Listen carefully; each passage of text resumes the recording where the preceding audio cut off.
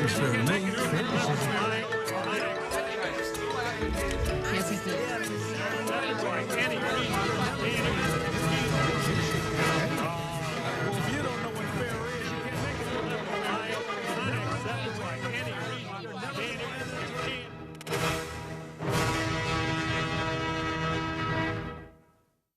Donnybrook is made possible by the members of 9PBS. Well, thanks for joining us for this edition of Donnybrook.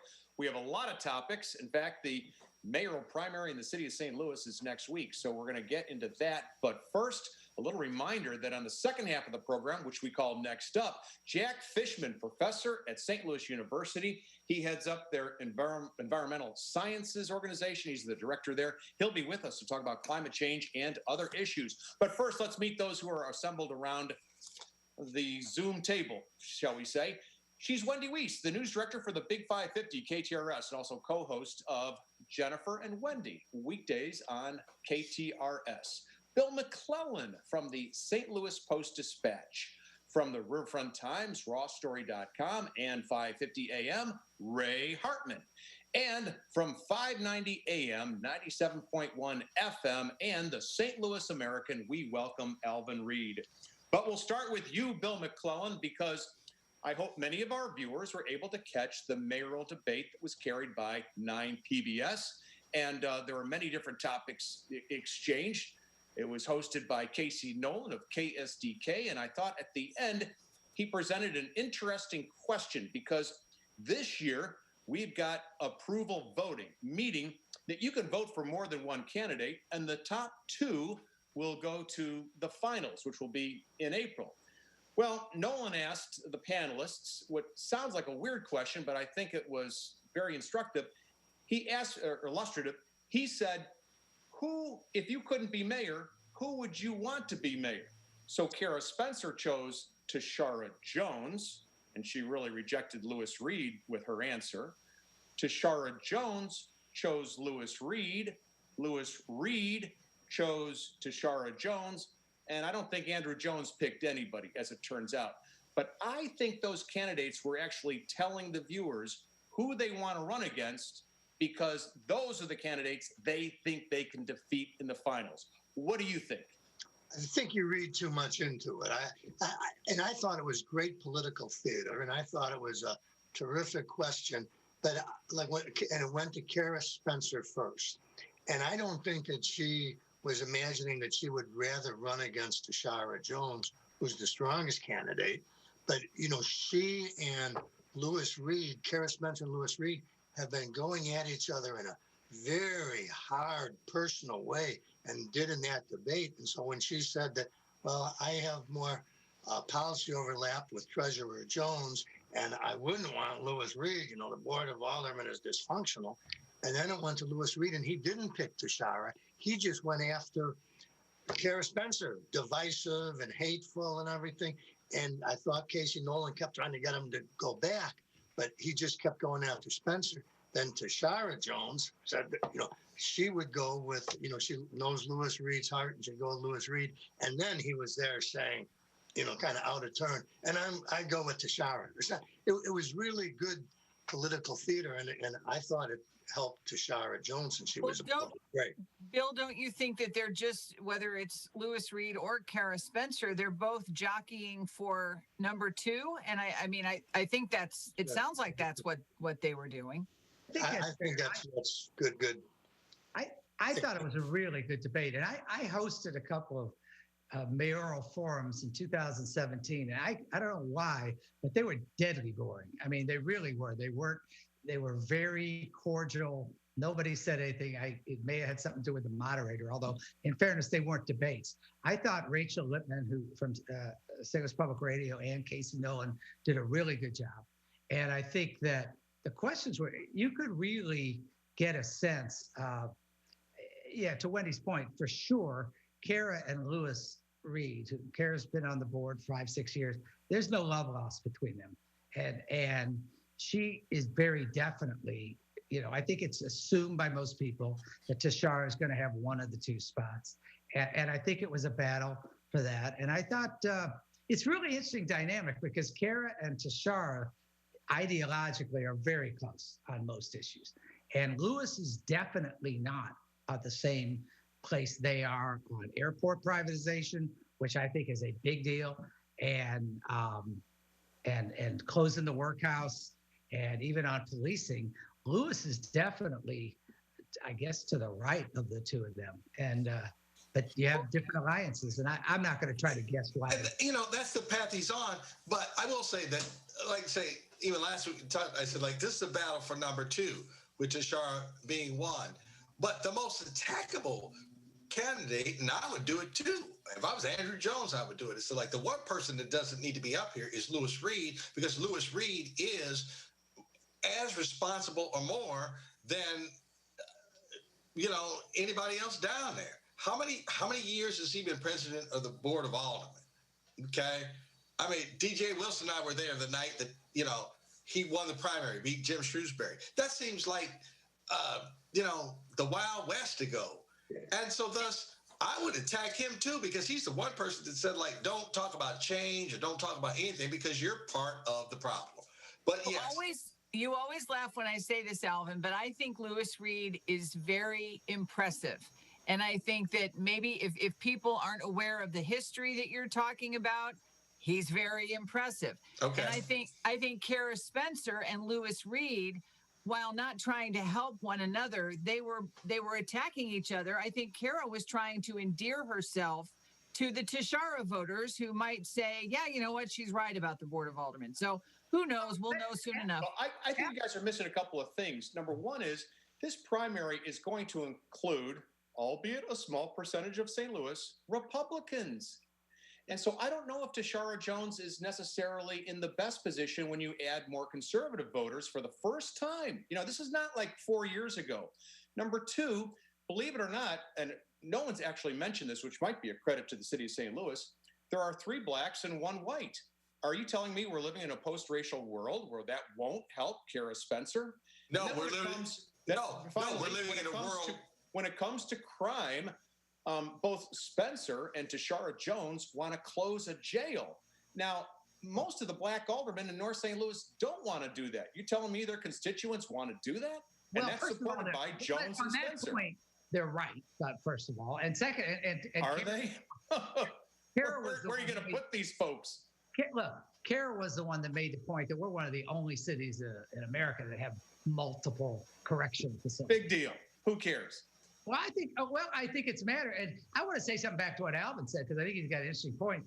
The only person who invoked, in a positive effect, invoked at all, Ida Crewson, was Lewis. And Lewis, if you didn't forget about what you think about any of them, Lewis was the only person who really essentially defended, I'd say, the status quo, or at least there you go.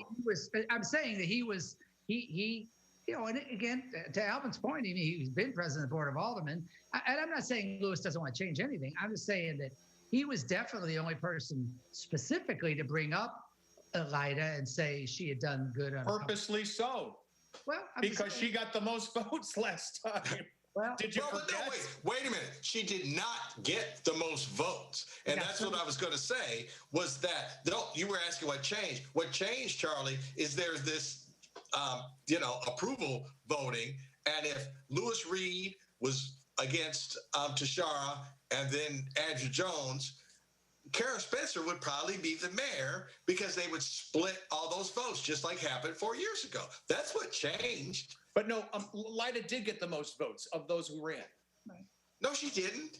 If you add up, no, what I'm saying is she won. It was because it was no, she got this many votes. I'm just talking about popular votes. Okay, she did not. She came nowhere close to that. Okay. Well, what you're saying is she didn't get a majority of right. over She got 50%. more votes than any other candidate. Yes. And I'm just saying that, but that won't happen this time, because that will be saved until there's 2 candidates and not 4 candidates splitting up the black vote. Exactly. And Charlie, nobody's saying that that the election was stolen, it wasn't not to steal.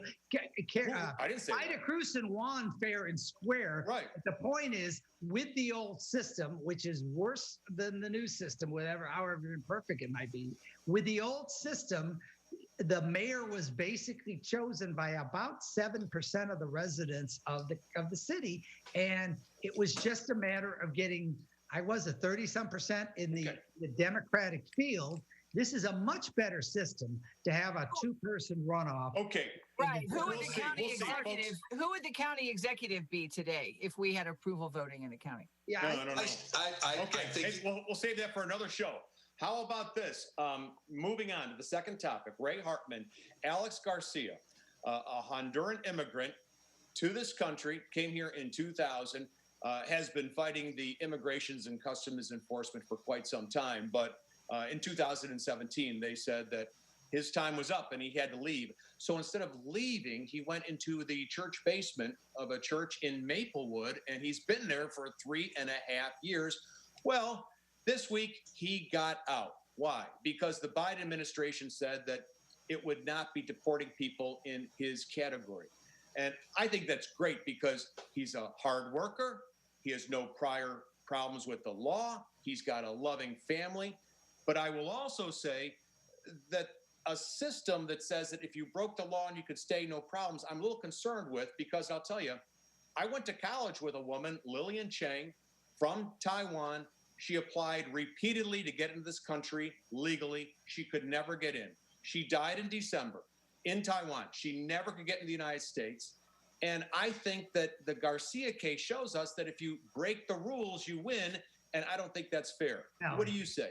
Oh, it's ridiculous. First of all, Alex Garcia is What's really ridiculous? a phenomenon. And I happen to have his, and I don't forget that Cori Bush filed a private bill, and which she's gonna pursue on his behalf, because he isn't free permanently. He's out, and there's a lot of work to do. There's been wonderful work done. How about the question though? Is it a good system? Yeah, well, I don't know if it's a good system, but I think it's a good result in Alex Garcia's case. I'd be surprised if they don't make a movie about this guy. He came over, didn't speak any English in 2002, thought he was going to Houston, got off the train, and he was in Poplar Bluff, Missouri, of all places, and just by accident. And he got taken in there, and the people in Poplar Bluff that vote like 80% pro-Trump just fell in love with the guy. And he's like a hero in Poplar Bluff. He came here and everybody's enamored with him here. So he's a bad one to pick on. I think the broader question, and we're at a local show, there's a lot of nuances to the immigration problem. But if you're really serious about cracking down on illegal immigration, there is a simple way to do it, relatively speaking, and that is to penalize the companies that hire them. To actually, we're talking about enforcing laws, enforce the laws against people who hire people illegally. That'll stop it. Don't. But you didn't answer, but Ray, you didn't answer Charlie's question about his college friend, Lillian Chang. What about it? She applied repeatedly and was repeatedly denied. She played by the rules and lost. Well, if I could just say a word on that, Charlie, that in a completely neutral world, you would have a point. But in the world we live in, where people can come across the border, you're going to have situations where we have millions of people here now who didn't cross legally, and you can't just throw them all back and bring in your friend from Taiwan. I mean, if she were still here, it doesn't. Your argument just doesn't work, I'm afraid. What I'm saying is, though, that she's not the only one. There are many people who fill out the papers in countries all over the world. They try and get in. They're denied. Meanwhile, Ray and others, and by the way, I'm for the Garcia family. It's a separate issue, I think, about legal immigration coming in from all over the world and people coming in from Mexico and Central America illegally. It's apples and oranges, I think. And again, Charlie, these people who are just first of all, it's an overstated problem, because with a lot of these people are doing jobs that, frankly, The reason they were able to come here for the economic opportunity is the jobs are here and they aren't being filled for whatever reason. And I agree with you there, Ray. I do. Instead of raiding these poor people in meatpacking plants, you put a couple of the executives in the meatpacking plants that hired them in prison, and then we can talk about what's just. But Ray, let me say, I remember writing something like that once, and somebody called me up and said, Mr. McClellan, it's easy for a reporter to say that these people aren't taking jobs. I'm a roofer. And so I mean, it's even more complicated than that. We need to have a border. Don't misunderstand. No, Ray, but Bill's point, what if Mexicans could host talk radio shows on 550 at a lower price? Hey, Charlie, what if immigration did a sweep? Wait a minute, Charlie, what if immigration did a sweep on St. Patrick's Day through Boston and New York and started asking people to prove their citizenship? Okay. Maybe 40 years You know how many people in America who have white skin are here without a visa, without anything? It's a whole bunch, and nobody has any problem with them. No. I agree with you. But I don't think those numbers are still here, Alvin. I think you're talking Charlie, 40, 50 to years your ago. question, Charlie, I had Harley Garcia on my show Monday. 2 days later, they let Alex out. I think, I'm not going to. And tonight your guest is? Who's your guest tonight, Ray?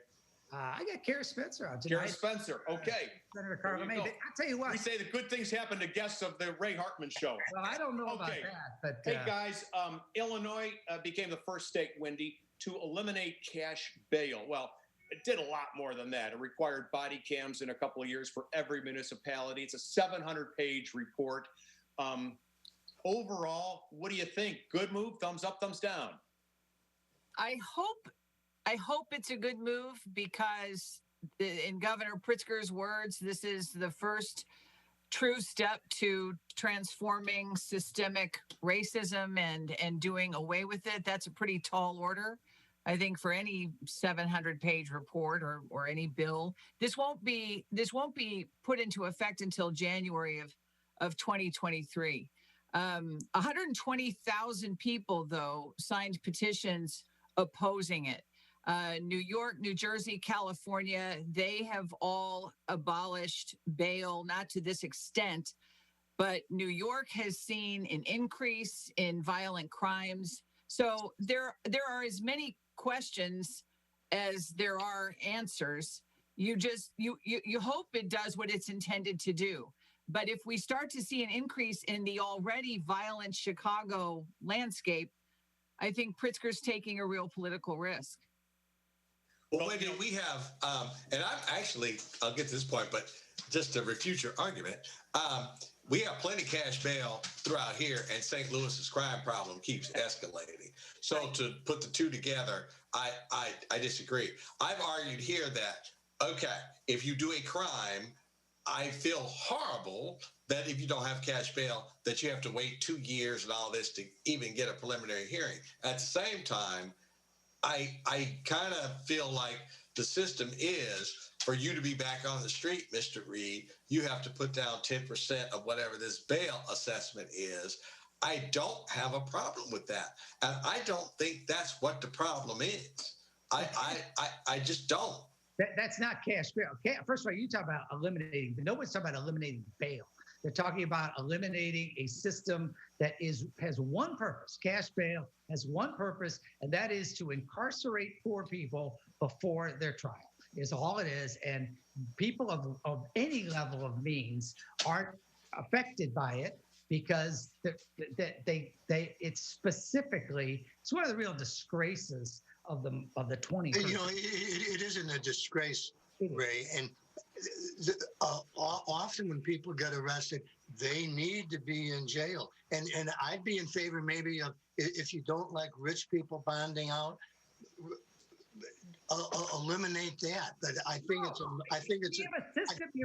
a mistake to be just letting people out of jail with You're saying if people get arrested, they should spend time in jail. That isn't our system. It depends on what they get arrested for, Ray. What? It depends on what they get arrested for. You're saying there's going to be no cash bond. More people are going to be getting out that probably ought to still be in there. But people who get arrested for drug offenses are going to be put into treatment.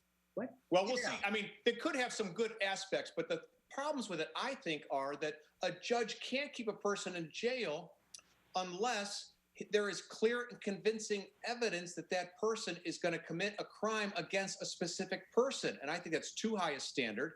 I also think that if you're requiring body cameras for every municipality but not funding them, what? And if the law also says if you're a police officer and you don't wear your body camera, you could be charged with a felony, that seems a little bit excessive to me. No, it doesn't. Charlie, it's just like anything else. People have money for what they want to buy. The state said you have to finance this. It'll get done. Then that's what you need, the impetus of, I don't want to hear your camera was turned off. I don't want to hear a deer ran in front of my camera when I shot this guy 57 times. Just, that's not coming to fruition. It also doesn't mean that, it doesn't mean, it says you could be charged with a felony. You probably won't, but you could be.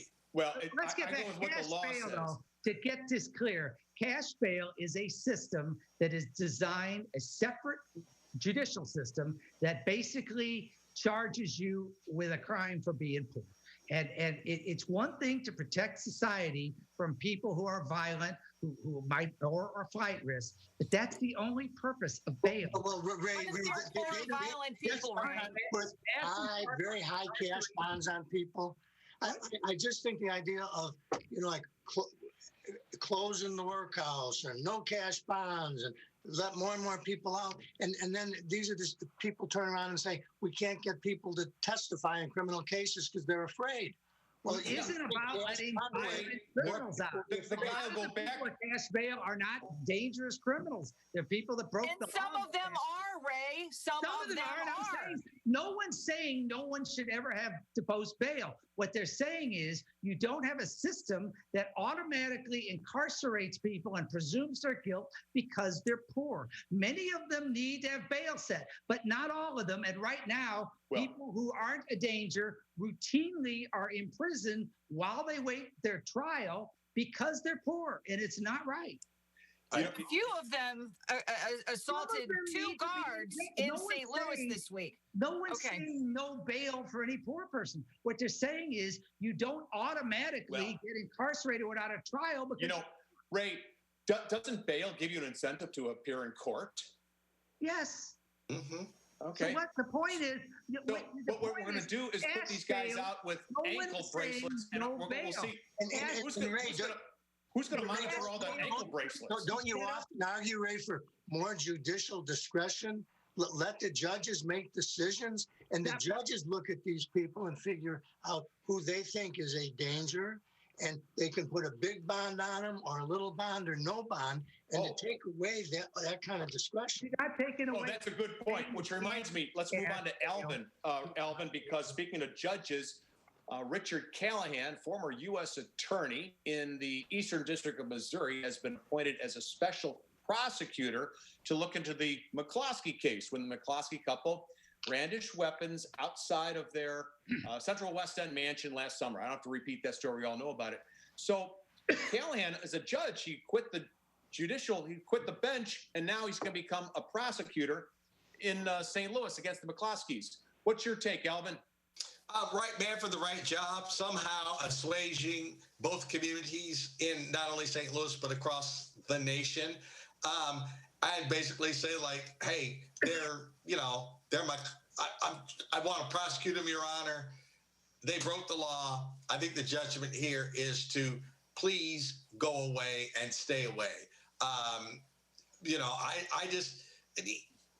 Yes, he will be trying to prosecute them. At the same time, I don't think he will be trying to persecute them.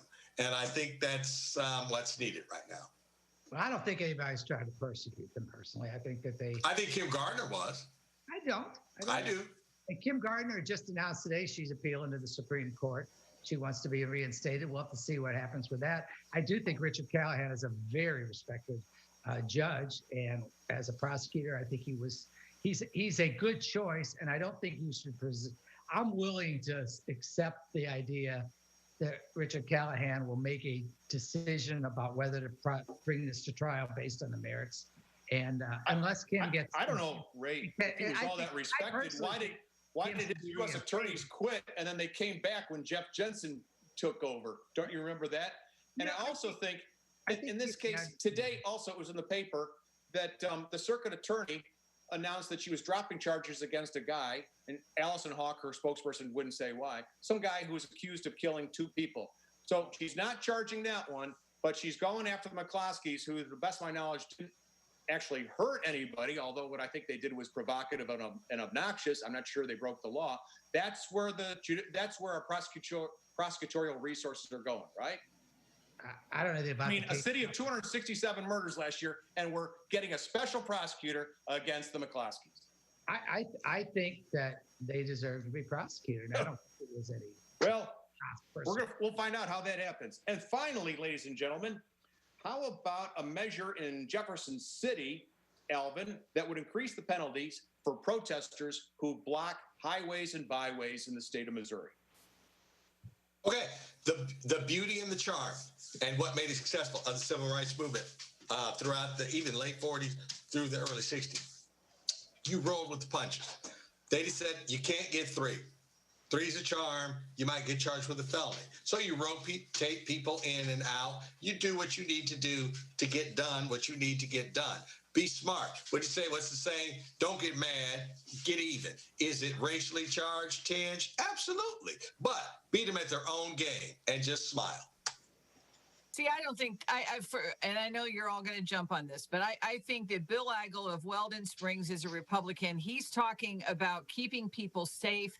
There are increased incidences all over YouTube and social media of siloed, angry people on both sides driving into these crowds, protesters being seriously injured. I think that he is trying to err on the side of caution. They negotiated their way through. Your first one is being called an infraction. Your second one is a misdemeanor. The third one is the felony, as you point out, Alvin. I do think that there is public safety at the fore here. Right. Bill Eigel is trying to err on the side of Trump, which is the only thing he's ever erred on the side of. And the only people he's trying to protect are white folks. As far as I'm concerned, this is... You don't know that, Ray. That's obnoxious. You don't know that. But wait a minute, Ray. If the street was blocked in Ferguson and I ran over the people and I got away with it, it would be the same as if a white person did it. I mean, maybe I was inconvenienced. Hey, don't forget, most of the protesters now might be Proud Boys. The only it might be Emily Hernandez of Sullivan, Missouri. It's the Proud Boys. Good point, Charlie. I'm going to fire up the Skylark right now. If the Proud Boys want to demonstrate and get arrested for peace, civil disobedience. Well, the only problems I used to have with them blocking the highways was I always was waiting for the ambulance to come. They couldn't get through. Right. And, we had good luck, and that didn't happen here that I recall. Got to take a time out. Bill, we're going to be the last one because the clock says we got to hold off for now. But in a moment, Jack Fishman from SLU talking about climate change. I think you're going to enjoy this one very much. That's next on Next Up. Donnybrook is made possible by the members of 9PBS.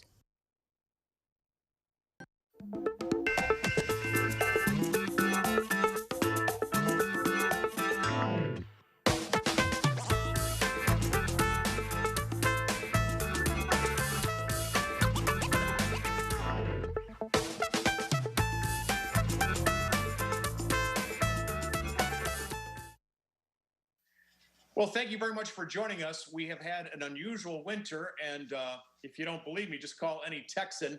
What is going on with the climate? Well, we're so lucky on this edition of Next Up to welcome Jack Fishman. Dr. Fishman is the Director of Environmental Sciences at St. Louis University.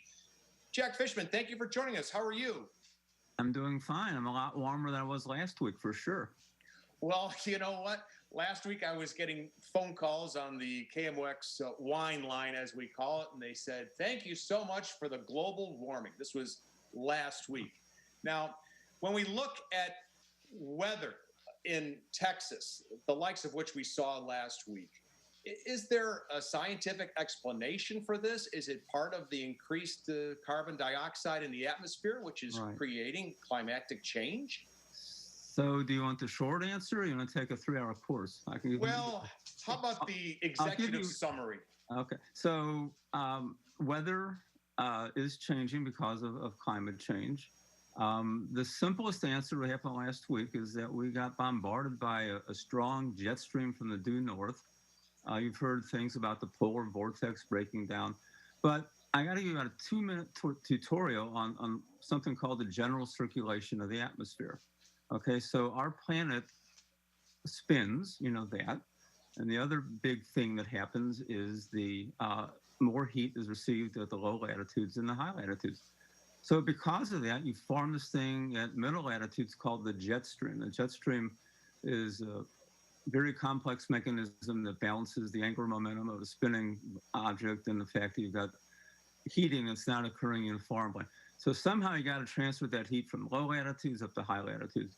And the result of that is that you form this jet stream. Everybody's heard of the jet stream, right? It's that ribbon of air that's at 30, 40,000 feet. It generally goes from west to east, but it has waves in it. And the waviness varies from time to time. And so what's happening because of climate change is that we know the planet is warming. The data indicate that. But it's not warming uniformly. It's warming more at the higher latitudes than the lower latitudes. Now, because of that, the lower latitudes the higher latitudes should be colder, okay? But they're not as cold. The gradient, the temperature gradient is not as great as it was before climate change. The strength of the jet stream is dependent on that gradient, the difference between the high latitudes and the low latitudes. And what's happening basically because the gradient has decreased, the jet stream has slowed down. Because it's slowed down, and the data show that it's slowed down precipitably over the last several decades, it's more subject to forming these big waves in the atmosphere. So that's how climate change is affecting the weather patterns, and sometimes those weather patterns, unfortunately, bring very cold air from the high latitudes into the U.S. I'll bet you nickel right now that there's other areas in the middle latitudes that are, enjoying very warm temperatures. And in general, we have a warming trend, but you are subject to these large fluctuations and undulations in the jet stream that cause these cold outbreaks that we've seen. Actually, looking at the data, there have been several of them in the past 5 or 6 years.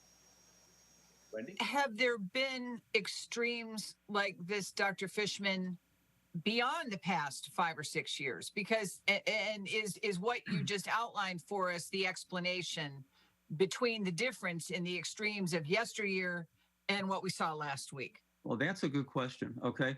And of course, it's not a simple answer because when you talk about climate, you got to talk about statistics. So statistically, we're going to be subject to these bigger extremes.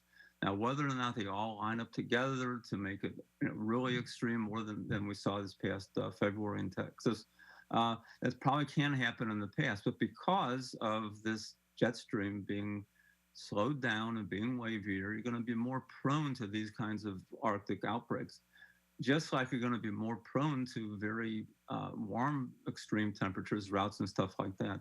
So with climate change, unfortunately, it doesn't just come warming. You get more extreme warming, more extreme cold weather, more extreme precipitation. You're going to have more frequent hurricanes likely, stronger hurricanes. But all this, you really can't judge just by looking at 1 or 2 scenarios. You have to look at, some kind of long-term average. Meteorologically, we look at 30-year averages to say what's normal. Bill? Dr. Fishman, how can you convince people that there's something to be done? I mean, you've got a lot of people who think, oh, it's too late. I mean, it's too late. And you have another whole bunch of people who think, oh, this is all malarkey. The earth changes regardless of people. How can you convince people that we can do something? Well, first of all, we got to stop listening to the malarkey, okay? There have been a lot of alternate facts out there. In fact, in my class today, I just showed a conference from 2015. Every year, the Hartmann Institute puts on a conference, an international conference that highlights all this false information that gets out there. there's a very, very concerted effort to put out a lot of misinformation. And for those of you who are interested, I suggest you read a book called The Merchants of, I forgot the name of it, The Merchants of Doubt, okay? It's an interesting book that was written by a lady. She's a professor at Harvard University, Naomi Zakis, I think is how I pronounce her name. And it's interesting. She follows the same group of people that are fighting against climate change. The same group of people that I showed in my class today that meet once a year. They're the same people that were talking about smoking not being harmful to your health. They're also the same people who are talking about there is no disappearance of the ozone layer. It's hard to tell why people are motivated. Obviously, the oil industry is motivated to not decrease oil production.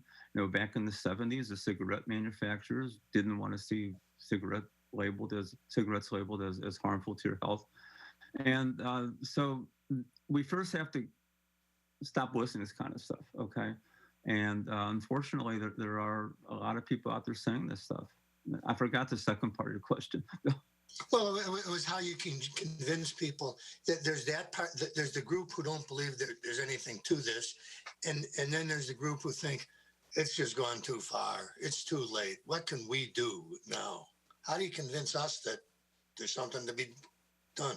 Yeah, what's that old saying I've been hearing on TV recently? The best time to plant a tree is 20 years ago. The second best time is now. So, right now we got to do what we can do. And at least we're seeing the U.S. taking a leadership role as opposed to the denial road, which was really sort of embarrassing when compared to the rest of the world. The world's on board. Okay, we know something has to be done. Bill, I don't know if how far can we go before it's too far? I don't know. Okay. Thank you. Dr. Fishman, this is really a partisan issue. I mean, there's just no denying it. And you referred to Paris. When Donald Trump pulled the U.S. out of Paris, he was widely praised in Missouri by the congressional delegation and in Kansas and so forth among red state politicians. And right now, President Biden has put his back in and it's just the opposite. So we can't pretend it isn't. Maybe there are exceptions, but certainly Missouri's entire congressional delegation, including the senators, have consistently voted against climate change. And they're being misled. I mean, that's all I can tell you. They are. You mean they're being? They are. Well, yeah. Let me tell you a side story. I don't know how relevant it is, but every year I and my son go to Washington, D.C., and we advocate on behalf of the rights for the disabled. Well, 2 years ago was the first time we met Senator Hawley, and he was very pleasant and nice to talk to, and met with the staff. But on my way out of his office, I saw the book in his pamphlet, the same one that I'm teaching about today, which is full of misinformation. There was such a concerted effort on the part of the Koch brothers, the Heartland Institute, to put out this information that really looks real. I mean, if you put this document next to what is put out by the IPCC, the International Panel for Climate Change, they look almost identical. And you start reading them, and you as a non-scientist, don't know what to believe and what not to believe. And there are a lot of people out there, like I say, read the book Merchants of Doubt. You can actually, there's a movie that they made into it, and you can see what a concerted effort it is. So, go on. Well, I was going with that is, do you worry that, because Missouri, I mean, we have, a red state. We've had Republican dominance, as they do in Texas. Are you concerned that the things that happened in Texas, where there are many people who deny climate change, could happen here because of that? Or do you think it's just a bunch of different factors? So what do we need to see to convince you that it's happening? Texas was an example. The fires in California are a good example. I, for 32 years, lived on the East Coast of the U.S., and we saw more and more hurricanes hitting North Carolina, which wasn't too far from where I used to live. And people go out and they start rebuilding those homes on the beachfront property. It's beautiful on the beach. How many times do you have to lose your house before you say, well, something's got to be done? Maybe this isn't the wisest thing to do. In Miami, you see these things called king tides and clear weather where you're fighting off 2 and 3 feet of water in the air. So on the streets. So how much more do you need to see to be convinced that something is happening on this planet? And I'm not talking to you personally, but we have to resolve to do something. Doing nothing is not a good answer. Well, Doctor, you mentioned several categories there. And by the way, I took meteorology as my lab science in college, and I think I got a very proud B- in it, but I really liked it. Sounds like my college credentials, but go on. Yeah. Okay. We're right here. Like I say, it's the Heartland Institute. I know what you're talking about. We live in the Heartland. Okay. And, water's rising and hurricanes, and we have tornadoes. But in the future, what is our biggest concern? Obviously, the Mississippi River goes by. If it swells and stays swells, that changes us. If it has icebergs floating down it, that changes us. But if you had to say middle of the United States, these are your biggest concerns with global warming. Well, let's focus on St. Louis. I mean, yeah, okay. We're going to see bigger floods. I mean, because we have more extreme weather events, there's going to be a time when, the flood of 1993 is going to be second place. And, it's going to happen. Okay. And unfortunately, people are trying to prepare for it. I'm not an engineer. I'm not sure exactly how you take all this water and channel it in the right direction. But I don't know. The other thing that is happening that was an interest to me is that crop yields are falling because of background pollutions. It's an area of research I started when I was at NASA for 10 years ago. And, we're seeing crop yields diminish for crops because pollution is more than it is now. And we can show that because of the present concentrations of ozone in the atmosphere, in the background atmosphere, just not the cities, we're losing 10% of our yield for a very important crop to Missouri, soybeans in particular. Soybeans is a $50-60 billion a year crop. So you're talking about going into the agricultural business aspect of it, losing $4 or $5 billion a year, and that's just the way it is. And people can live with that, but how much do you want to live with it before you start doing something about it? What about countries like China? Let's say if the United States did adopt all the appropriate measures, but there wasn't that much improvement in China, where would the world be then, Doctor? China has an ambitious plan to reduce pollution. Okay, they have a very strict 5-year plan. They realize it's killing their people. Okay, China, because of the extreme levels of air pollution, you've seen some of these major cities. I've never been to China, but I've seen pictures and I've heard people talk about going there where you can't breathe. They look upon China as a health effect as much as global warming. So they've got an ambitious plan to reduce their emissions. Okay, so we have to.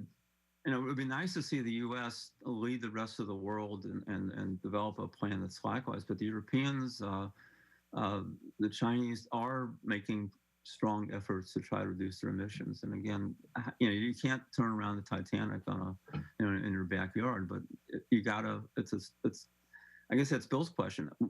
How much is too much before you do something?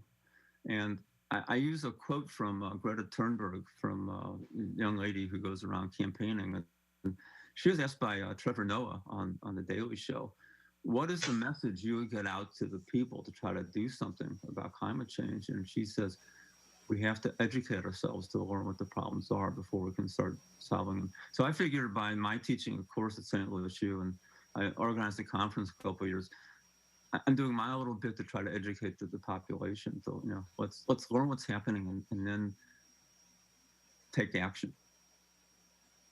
I think if the pandemic has taught each of us anything, it's taught us that we really have more power than we think we do when it comes to making a difference and doing the little bitty things that can mitigate the spread of a pandemic or that can have an impact on climate change. what do you do, Dr. Fishman? I mean, obviously you are aware of all of the things that we can do to make a difference. What do you do in your own family that we could also implement? Well, we LED light bulbs. I have a couple lamps on right now. That's a really good way to save energy. I bought an electric car 4 years ago. No, it's 5 years ago. It's wonderful. I mean, everybody should buy an electric car. It really didn't cost, with the rebates I got back then, it is not that much more expensive, maybe even be cheaper. I'm sure it's cheaper in the long run, but it's great not to have to worry about filling up gas. It's great not to worry about oil changes and lubrications, and there's no air pollution controls. There's no transmission. There's no radiator. I would say that within 8-9 years, not in the 2030 timeframe, most of the cars that we will be driving will be electric. Okay. And we're fortunate enough that we can afford 2 cars. So, for longer trips, we can use a gasoline powered car. But, I think, the current administration realizing that we need the infrastructure to keep these electric cars operational and make them convenient for everybody. That's what I'm trying to do. And like I said, I'm trying to teach a little bit about it. Doctor, looking on the internet for St. Louis and you and pollution, global warming, came across something called Ozone Gardens. Yes. We have 2 ozone gardens in the region, one at the Science Center and one at Harris Stowe. Do you know what those are? Yeah, I hope so, because I built them. So as a project I brought with me to St. Louis U, the Ozone Garden project. It started in 2012. It is now ended, but between 2012 and 2018, we actually ended up about 15 ozone gardens around the country, one actually in Europe. And basically it's trying to show what I was just talking about before. We can actually see visual damage of background ozone concentrations to certain plants. There are certain plants that are bioindicators. And by having an ozone concentration above 40 parts per billion, the health standard is 70 parts per billion. So there are certain species that are sensitive, and you can see them in the ozone gardens. Unfortunately, right now, there's no more ozone gardens in the St. Louis area. My funding has run out, and I'm not going to take this project anymore. But it's being carried on by a young lady out in Boulder, Colorado, and some other areas where there's some gardens being built around the country still. Okay, thank you. Doctor, you talked about soybeans and your work. And again, not to get to the political side, but in opposition of the political side, mm-hmm. We have this unfortunate divide between rural and urban Missouri that I think we all wish wasn't there. Are you is part of your educational effort to in the agricultural industry to educate farmers and others who are so critical to our economy about climate change? Because again, they are, like it or not, part of the silo that's hearing other information. We have to learn. I mean, it's the next generation, and I'm doing what I can at this point. But I've already retired from one career, and I really enjoy being at St. Louis U.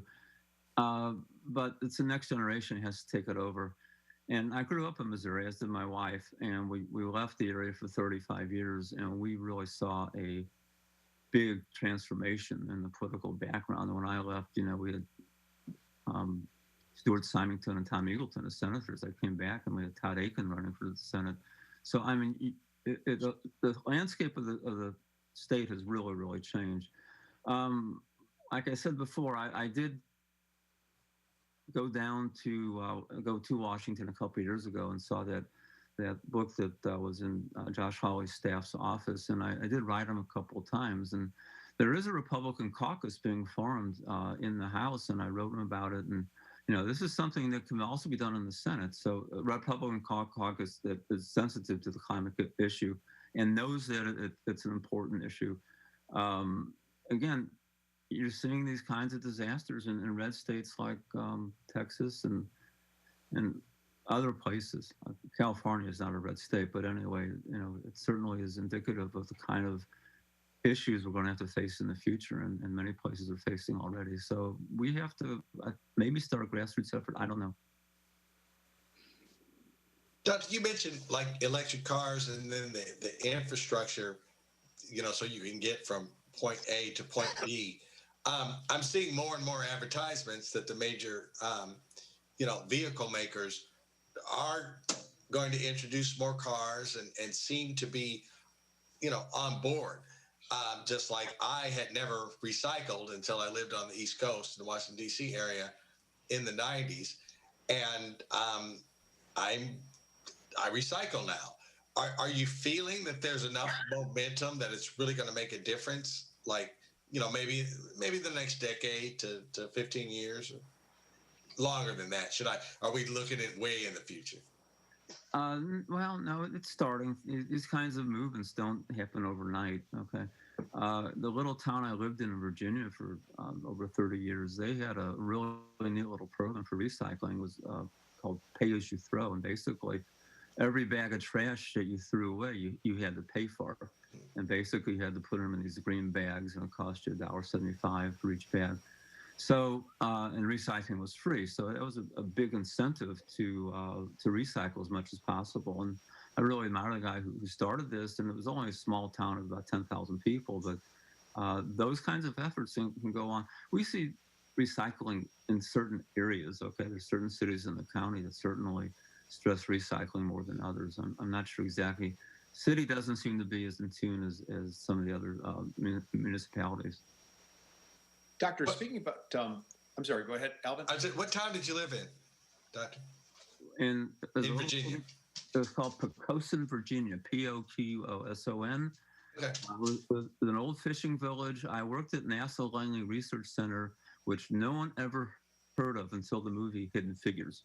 Okay. But people don't realize it's been there for over 100 years. It was the first NASA center. But I lived in Vienna, Virginia. That was up closer to DC. When I told people I worked at Langley, they all thought I worked at Oh my gosh, yeah. That's right there. It's in Hampton, Virginia. Okay, go on. I'm sorry. I'm sorry. No, I'm sorry. Sorry, guys. No, that's great. I have a question about, for the farmers out there, do you believe that our farmers who might be watching from Illinois or Missouri are possibly in the future going to lose the ability to farm in this area? We hear that there might be lands that are arable now that won't be suitable for farming in some countries, perhaps in Africa, if the climate continues to change. Is that a threat for people who might be viewing this program? So I've done research on soybeans. How about that for an exciting subject? But anyway, let's look into data because these farm statistics go back to the 60s and 70s. And you can certainly see for soybeans, which is just one crop, the shift northward, okay? If you look at the data from the 60s and 70s, soybeans were confined to Illinois and Iowa. Now you see Minnesota and you see Nebraska because climatic regions are shifting. Now, okay, what's good for one may not be good for the other, but for the farming community, I'm sure they're very much aware of this. And precision farming and ordering, rotating crops properly. And we're a pretty robust civilization here in the U.S., especially the farming community. And I'm pretty sure they'll find a way to survive. But you do have to take into account, the climate is changing and certain plants that grow here won't grow here. And others that will grow in other places will grow here. So that's what I think has to happen, Charlie. Most people are aware of the fact that global warming has to do with the warming of the ocean temperature, correct, Dr. Fishman? Yes. And yet, as Charlie pointed out earlier, there are people who react quite literally. And, when we have these sub-zero dangerous Arctic polar vortexes, they think that, oh, well, there's your global warming. Is there any way that we could start, going forward, using words matter, if we could just use climate change instead of global warming, because it's been an impediment, I'm afraid. Yeah, to go on with your first question, talk about the ocean warming.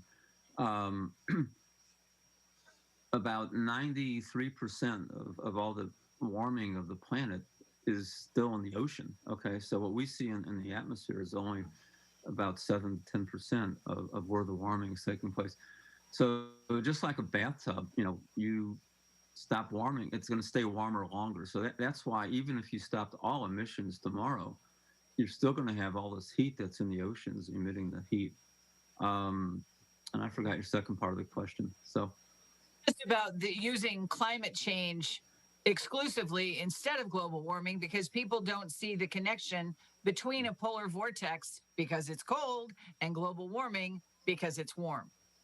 They're the same. I mean, yeah, exactly. And we are having a general warming trend. The data certainly show that. We are warmer now than we were back in the 80s and 90s. But again, as I taught just the other day, when you look at climate, when you look at any kind of statistical variable, you look at what's called the bell-shaped curve. And that bell-shaped curve is shaping to higher temperatures, but it's also flattening out, which means that you're having more extremes on both ends. So, I'm not a statistician, but if you go into, just the simple observation of the data between what it looked like in 1950 to 1980, one of the real heroes of mine is James Hansen. He was the former director of the Goddard Institute for Space Studies. And he was warned, he testified before Congress in 1988 saying that he's convinced that warming is already here. And he made this bold prediction in a congressional hearing saying that the 1990s are going to be the warmest decade of the century.